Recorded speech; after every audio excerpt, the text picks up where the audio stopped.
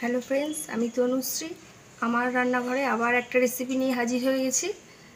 রেসিপিটা দেখার জন্য সবাইকে জানাই স্বাগত। আপনারা কেমন আছেন ফ্রেন্ডস? আশা করি আপনারা ভালো আছেন। আপনাদের ভালোবাসায় আমিও ভালো আছি। আজকের রেসিপিটা হচ্ছে হাতে মাখা মুসুরির ডালের বাটি চচ্চড়ি। দেখুন রেসিপিটা তৈরি করতে আমার কী কী লাগছে। বাটিতে আমি মুসুরির ডাল নিয়ে নিয়েছি, সরষের তেল, নুন, থালিতে আছে কোচানো পেঁয়াজ, ধনেপাতা, রসুন কোচানো, টমেটো কোচানো আর দুটো কাঁচা লঙ্কা চেরা। ডালটাকে প্রথমে আমি একটুখানি ধুয়ে নেব।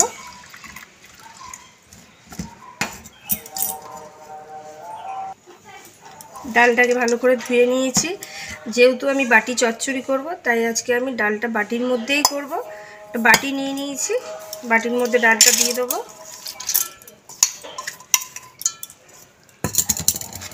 এক এক করে সব দিয়ে দেবো। কোচানো পেঁয়াজ, টমেটো কোচানো,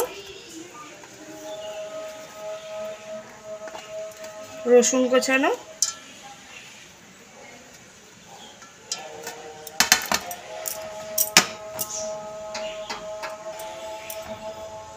স্বাদ মতো নুন, হলুদ, সরষের তেল দিয়ে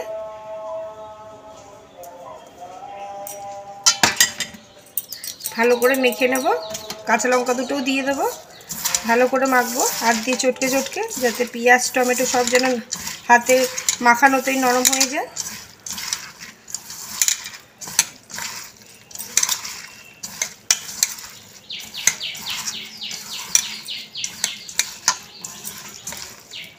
ভালো করে মাখিয়ে নিয়েছি, ব্যাস পেঁয়াজ টমেটো নরমই হয়ে গেছে হাতের মাখানোতেই প্রায় অনেকটা।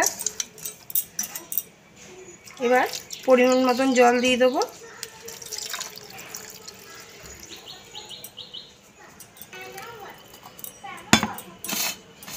ধনেপাতা কুচিটাও উপর দিয়ে দিয়ে দেবো।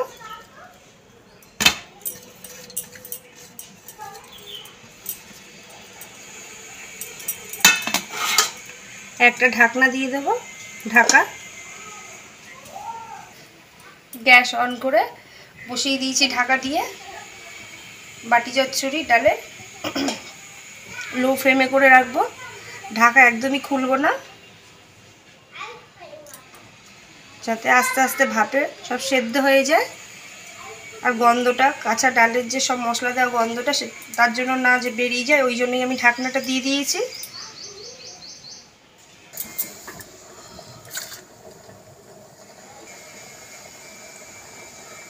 পঁয়ত্রিশ থেকে 40 মিনিট হয়ে গেছে, ঢাকা দিয়ে রেখেছিলাম। ঢাকাটা খুলে দেবো। দেখুন তৈরি হয়ে গেছে বাটি চচ্চড়ি। থোকা থোকাই ডাল হবে, এর থেকে আর পাতলা করবো না বা গাঢ় করবো না। এবার নামিয়ে নেব। নামানোর আগে একটু কাঁচা সরষের তেল ওপর দিয়ে দেবো।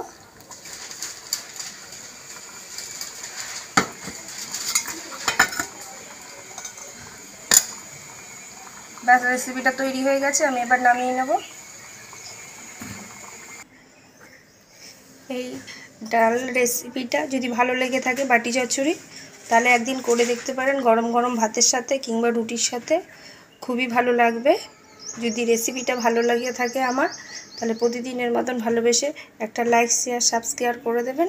ভালো থাকবেন, সুস্থ থাকবেন। Thank you.